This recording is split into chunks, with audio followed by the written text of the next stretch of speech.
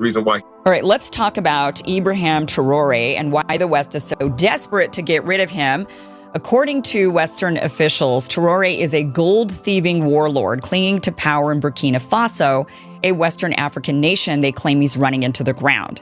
Well, just last month, U.S. General Michael Langley, let me show you his picture here, the commander for the U.S. African Command, he testified before Congress claiming Traore is stealing gold and using it to protect himself and his regime, as if using the national bank account for protection and the military is somehow criminal when our own government just upped the defense budget to $1 trillion. But anyway, here's the part they leave out.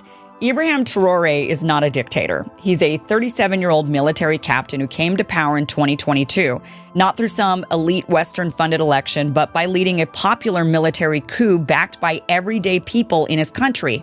Why? Well, because the previous government had completely failed to defend the country against jihadist terror groups who, by the way, largely were formed after the violent U.S.-backed overthrow of Gaddafi. Not only that, but the leaders were actually laundering money for self-enrichment on the side, which is no surprise. So the people of Burkina Faso grew tired of being poor in one of the most resource-rich regions on earth. They were tired of French and American influence, tired of so-called leaders who actually took orders from Paris and Washington. And Traore, a young, unapologetically African and deeply nationalist man, became a symbol of resistance because of it.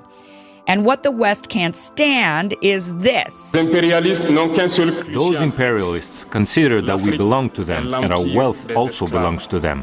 They think that they are the ones who must continue to tell us what is good for our states. Africa, our continent that suffered so much because of the imperialists. This era is gone forever. Our resources will remain for us and our populations. Yeah. These are the words of a man who knows exactly what's at stake. Now, since taking power, Traore has cut military ties with France. He's expelled French troops and demanded control over his country's gold, land, and future. He's rebuilt roads, made education free, and never raised his own salary in the process. He has kept his captain's salary from the military. He's also partnered with China and Russia, and for that, the empire has tried to destroy him. He's already survived multiple assassination attempts and several coup plots to remove him, and the smear campaigns are nonstop. Now, Western media calls him erratic, paranoid, even dangerous, but why wouldn't you be when you're the African David standing up to the old colonial Goliath? And here's what the media won't show you. Across Africa and around the world, millions upon millions of people of African descent are cheering him on, from Paris to Harlem to Port-au-Prince. There have been mass rallies in solidarity with him, and chants of colonizers get out, France get out. This has been ringing through the streets. Now, this is because for the first time in decades, someone is actually saying out loud what so many African leaders have whispered in private, and that is that the age of Western domination is over. Well, joining us tonight is Theo Wilson. In fact, let me just show you this. You might know him. He is a journalist, filmmaker, slam poet, and activist. And until recently, he was actually an advisor to RFK Jr. on African-American affairs. And you might know him from this viral TikTok video on the subject of Ibrahim Traore, where he breaks down the truth after he himself traveled to the Sahel region in Africa, where he met with locals and got the story directly from the people living under Traore's leadership. Theo, welcome to the show. Thank you so much for being here. Thank you for having me, Kim. Okay, so a lot of people in the mainstream media, social media, they're all saying that, oh, this Ibrahim Traore, he is a dictator. People hate him. This is all smoke and mirrors. You recently traveled to the region and you talked to the people and you saw the influence firsthand. Do the people in the region hate him and think he is a dictator? Is that the real truth? Oh my God. And the mainstream wonders why they're losing credibility. They wonder why. Like literally, so I've been on the ground in Ghana, which borders Burkina Faso. I was actually in northern Ghana in what's called the Sahel region. And I spoke to people there. And when I tell you the man's shadow looms large over the continent, he is beloved in countries that have nothing to do with Burkina Faso, let alone where he borders. And the folks, the young people specifically, he's embodying the leadership that they've been crying out for. And because of this populist rise in support of Ibrahim, Other leaders, including Ghana's president, is actually starting to take notice and forge alliances. And this kind of upsets the Western power dynamic that they've had over Africa for the last 500 years. So yeah, they love him. They love him. They love him. So you didn't hear anybody, there was like no one that was like, oh no, he's a dictator and he's stealing all the gold and running off with it and he's just getting rich off of this whole thing? Oh no. In fact, people are asking how come their leaders aren't more like him. And so I think what's going on is that he did seize power in a coup. This is absolutely true. The leader he took power from was a man named Paul Damiba. And Paul Damiba had failed at controlling jihadist elements within Burkina Faso. And along with that, there was rumors in Burkina Faso that part of the reason why he failed is because these jihadist elements were being puppeteered by France and he was nothing but controlled opposition. Indigenous leadership, especially in French-speaking Africa, is rising up all over the place. So you have Niger, you have Mali, and now you have Burkina Faso, who are forming a trading bloc. And so it's in the air there. And the countries that border it are literally saying to their leadership, we need to become more self-sustaining like Burkina Faso and profit from our own minerals and not have them extracted through the ECOWAS system. We can get into that a little bit later, but everyone loves them and they want more of that in Africa. Did you see that there was some development and prosperity? Because one of the narratives we're seeing in the mainstream is that, oh no, he's just stealing everything. And then those that are countering it are saying, well, actually, there's a lot of development going on, new roads. He made schools free for everybody, so that everybody could be educated in the area.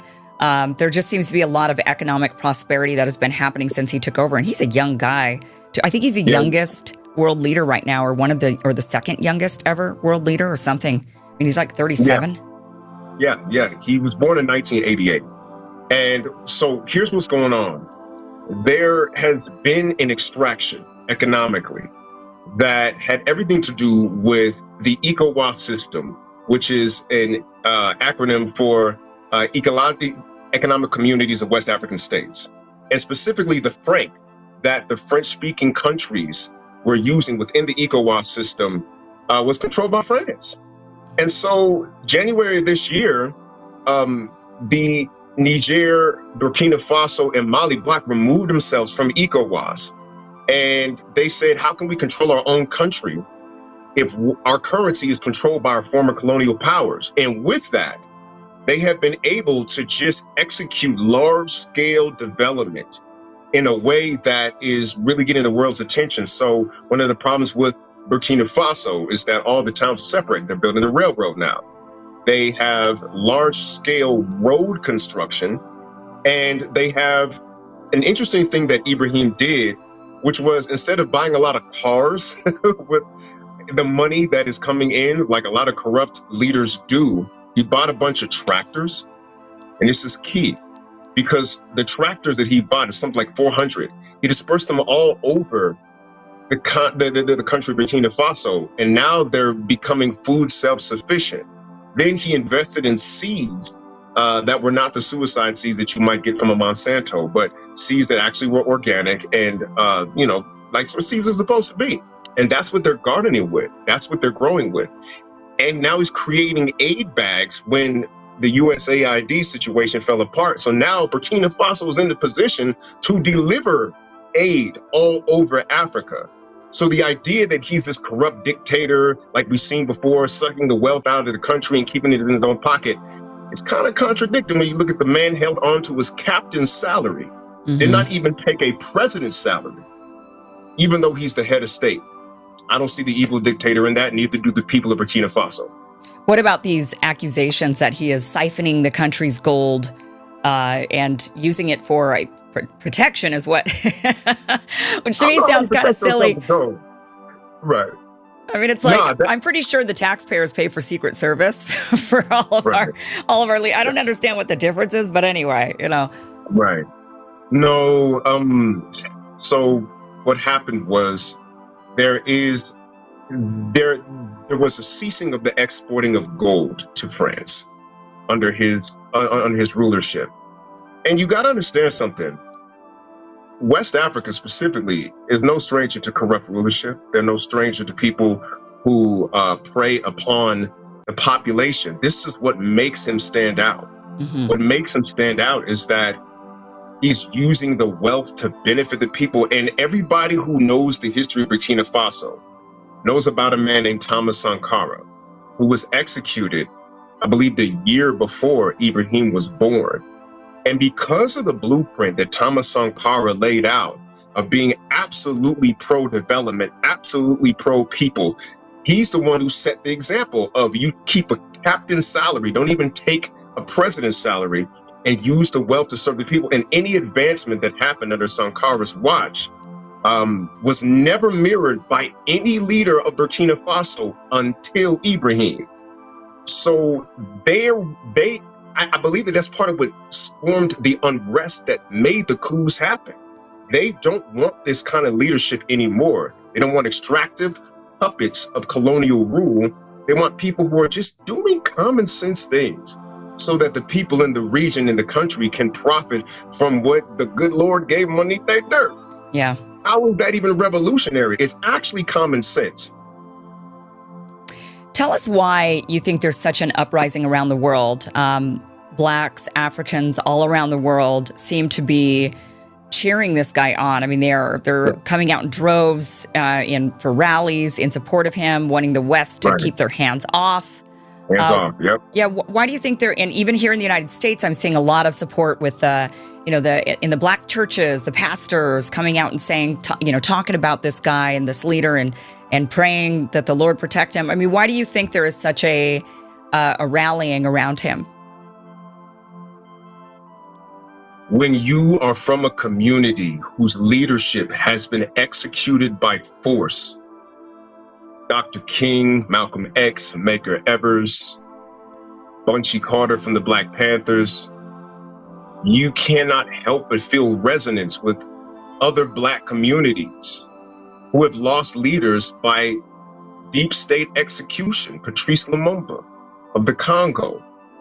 Thomas Sankara himself was executed under suspicious circumstances that fit the deep state model.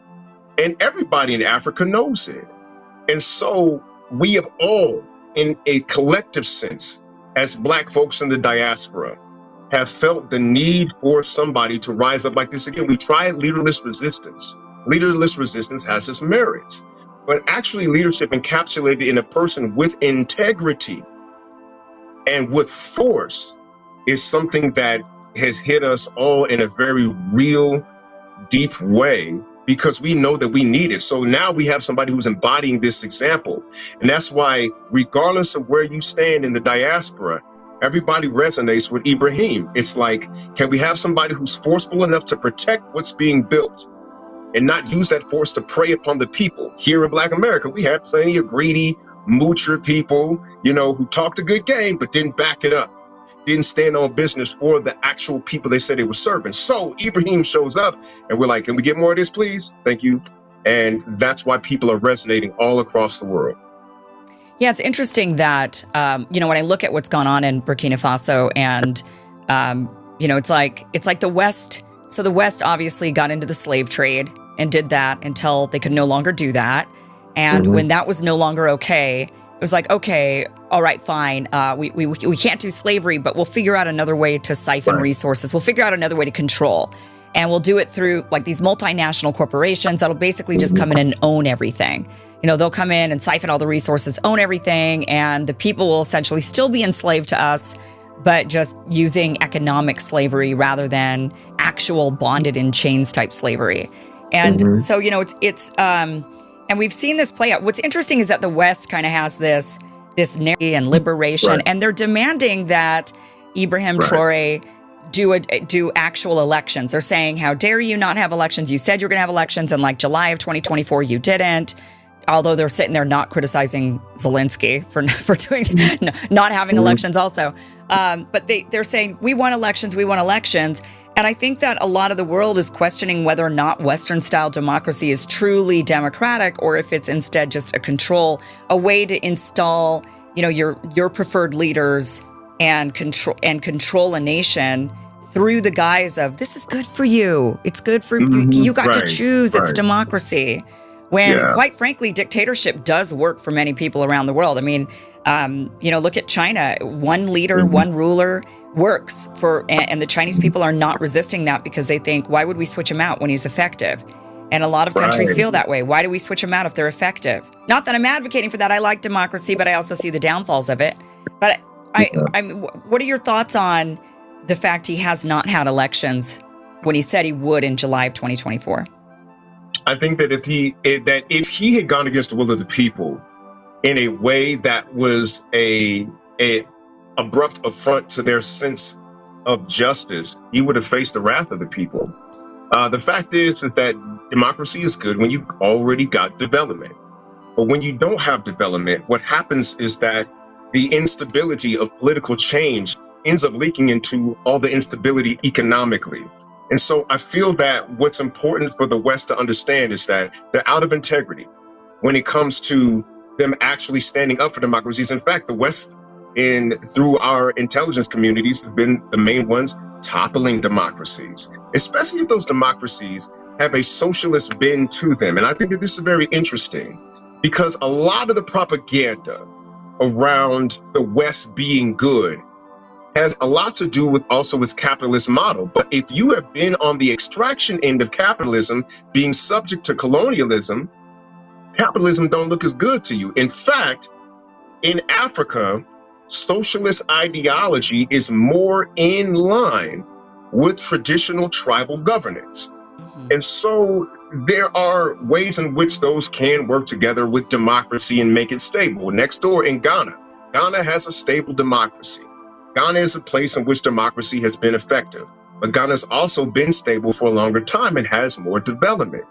And so can we get the basics in place before you start touting the benefits of a system that actually the West says is, good for some, but not for others. And it has stood in violation of that for a long time. Yeah, that I think we're going to see a lot of pushback against Burkina Faso for the socialist. They say that Traore is a Marxist and socialist, and but when you're in a situation like what you just mentioned, where they've been extracted for so long, it's a whole different. Same thing with they need a democracy. It's like, well, when a country's really unstable, do they need democracy right away, or do they need to stabilize and set a precedent for a while before they can actually implement democracy? Because if they do implement democracy, then it's easy for foreign invaders to come in and essentially stage a coup. I was just going to say that, I think it's time for colonizers to find another hustle. You got to find another way to make money, man, because the extractive model, no group of people understands extraction in the dark side of capitalism, like African people. Myself being a descendant of those who were actual commodities leveraged as credit instruments in southern banks and traded across oceans. Like, we get extraction, we understand it. And we also understand that the West has an entitlement to Africa that I think the BRICS alliance is challenging in a very interesting way, because a lot of people, one of the criticisms of Ibrahim Traore was that he got a lot of his hardware and military support from Russia. And so I was asked by somebody who's in kind of the political space, well, how come they're not afraid of Russia? I'm like, you tell me one place in Africa that they're speaking Russian because of colonization. Ain't one. For whatever reason, Russia didn't take that route in Africa. They speak in French, they're speaking Portuguese in certain places, they're certainly speaking English, speaking Dutch, but they're not speaking Russian. And when the BRICS alliance rose up, what they're doing is they're actually taking advantage of the West's mistakes. It's not necessarily that BRICS is the currency that can challenge America at the moment. It's not necessarily that they're would be besting America in a full military conflict. But one of the reasons, and I'm connected, because you mentioned Ukraine earlier. One of the main things that BRICS needed to prove on the battlefield of Ukraine was that China's the money man, Russia's the force. If you need some muscle, come talk to us, right? And so what happened was they ended up showing, I can actually back up the force thing. If they want to fight a proxy war, with the West. If any of the colonizers that you have, Africa, try to come back and take you by force, Russia will be able to provide protection. They backed it up, and Ibrahim Traore took them up on that offer. And how can you tell these folks which coal is hotter if they're dealing with, in one hand, a possible alliance with their former colonizer and somebody who wants to get them off of their back and negotiate trade among freer terms? And that's why Ibrahim went that Russia route. Well, and that's also why I think the West is trying to coup him, because they don't like the fact that he's turning away from France and instead turned towards Russia. But, you know, it's interesting, and you brought up the jihadists earlier, but it's interesting that, you know, the French military was recently ousted by Traore. He said, get the heck out of here. You got 1 month to pack up your crap and leave, right, to all the French soldiers. Right. And, you know, and his whole argument, which was a valid argument, was you guys were here to help us fight off these jihadists, and all it did was get worse. So what are you really doing here? Why are you here? The Russians have a better track record with fighting jihadists in the Middle East. They're willing to give us support. There were reports that Russia was actually fighting the jihadists for Burkina Faso, but they actually said, no, we're fighting. They're just helping with support. And so they've partnered with the Russians on that rather than with the French. And why wouldn't they? I mean, if something has failed for so long, why wouldn't you go in a different direction? Seems to make sense. You know, fire them, move on, try somebody new. And that's what they're doing. So I wonder, do you know if the jihadist problem is getting better or worse in that region? If the jihadist problem hadn't gotten better, they wouldn't have the peace and stability to do all this development in Burkina Faso. Yeah.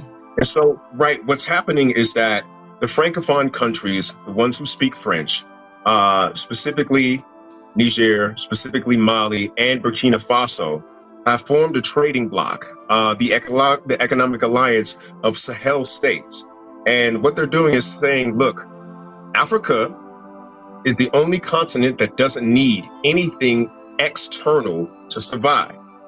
All of the mineral, the most arable land on the planet, and all of the wealth needed in terms of manpower, and the youth of Africa, the youngest continent on the planet, has all the makings of developing an economic bloc that could be the new middle class.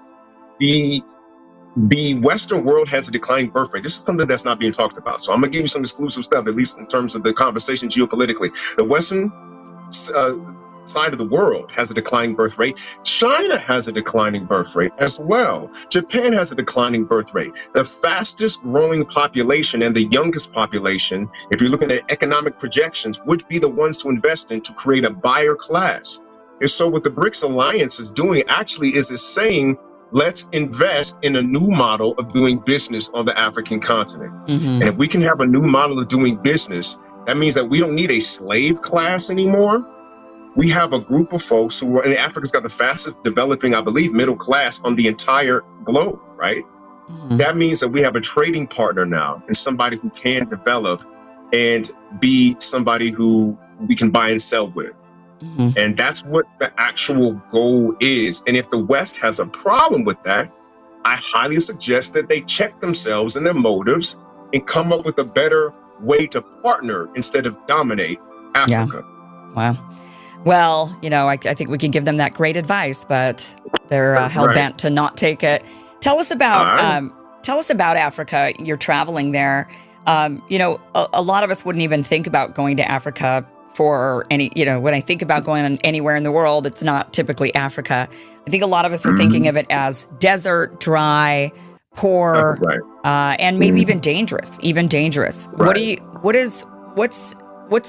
What's it like there? And do you see it changing for the better, or people are going to start touring? What do you think? Let me tell you something. The tourist side of Africa is one of the best kept secrets on the globe. I first went to South Africa a decade ago and had a great time at the Johannesburg Jazz Festival.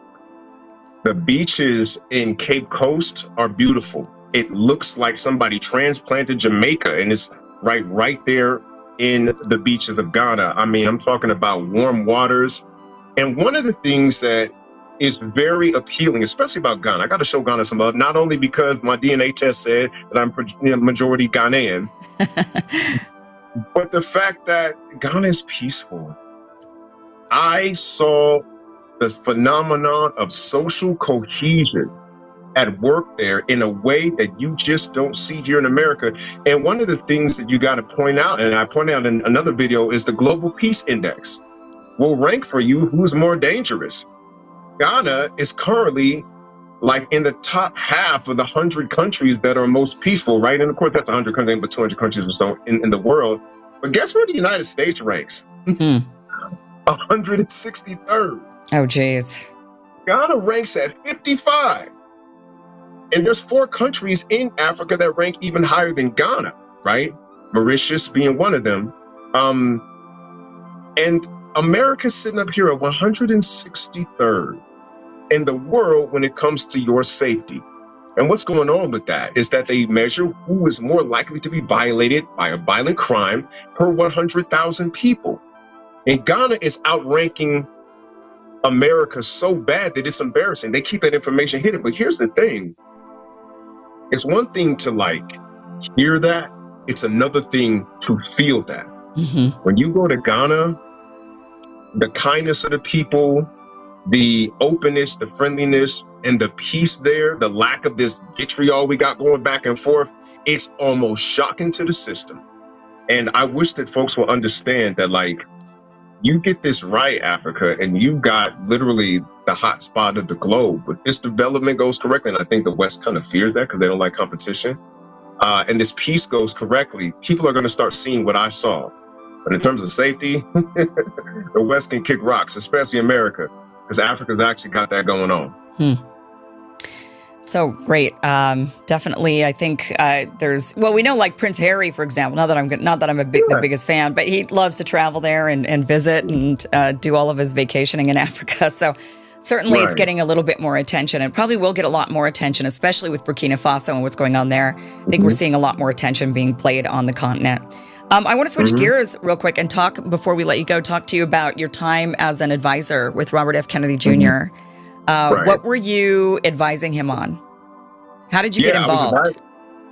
So I was advising Robert F. Kennedy on African-American affairs during his presidential campaign. I was trying to talk to him about how to appeal to Black voters. I saw that Trump versus Biden, these guys were extremely beatable, especially when you look at that neither one of them broke 50% popularity. And there were specific talking points that I knew that the Black community needed to hear and policy points that we needed to back that up with. I first got in contact with Robert F. Kennedy Jr. because during the pandemic, the same Democrats that said that my life mattered in 2020 told me that I was an anti-vaxxer in 2021 when I said, can you please acknowledge our history of being abused by the medical establishment? How can you say job or a jab or your job to people who are hanging on at the bottom of the economy? How can you force needles into the arm of people who've been medically experimented on since we got to this soil and probably before? Yeah. And the only at the time Democrat who would listen was this guy named Bobby Kennedy Jr.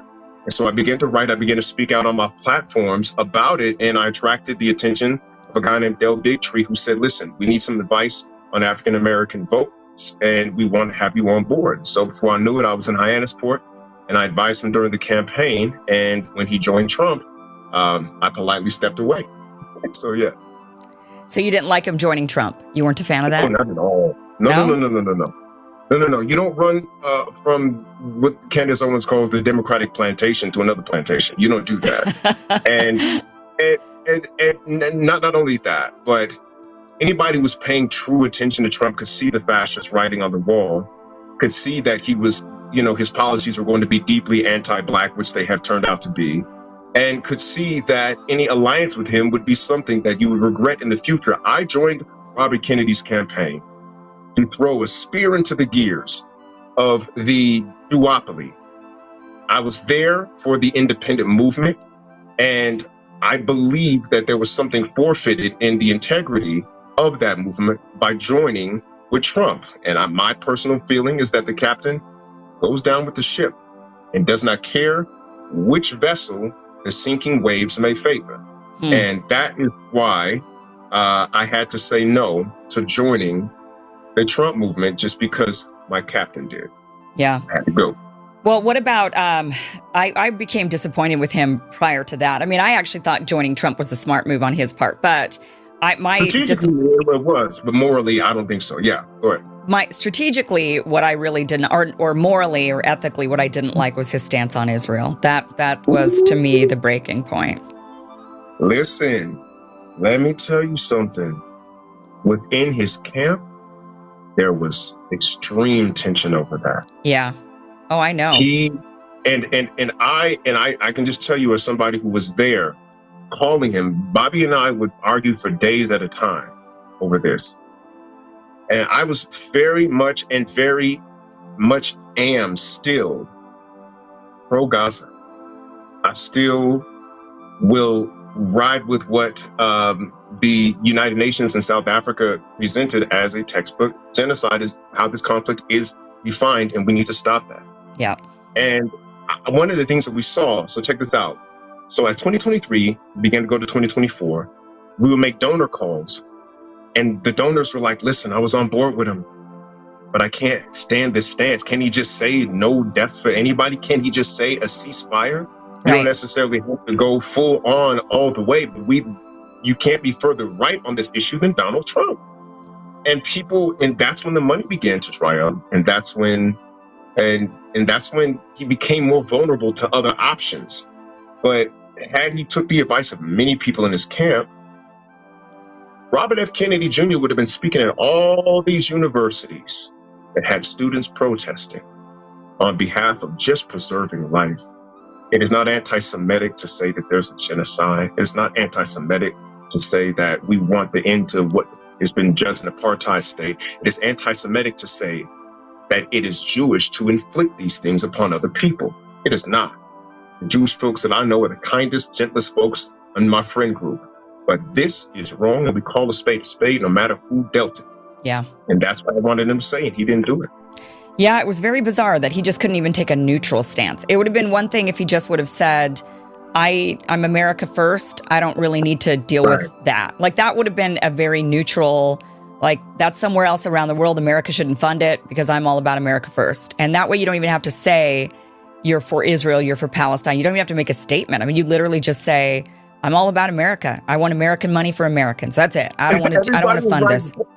Right. Everybody's like, Bobby, throw me a bone here, man. Anything. Throw me a bone. Yeah. And the reason for that bone was because we was looking at a rematch between Donald Trump and Joe Biden, and nobody want that. Neither one of these guys was 1980 Ronald Reagan or 2008 Barack Obama. They were highly beatable candidates in an atmosphere that didn't want either of them again. And I felt that there were strategy points that could have been taken that would have prevented even the move to have to join with Trump in the first place. Yeah. We would have had the money to fund commercials, to be on the debate stage. You wouldn't have been able to keep him off because the groundswell would have been too great had he captured that win. And so that's what I said. And I never held my tongue about where I stood in support of the Gazan people. Ever.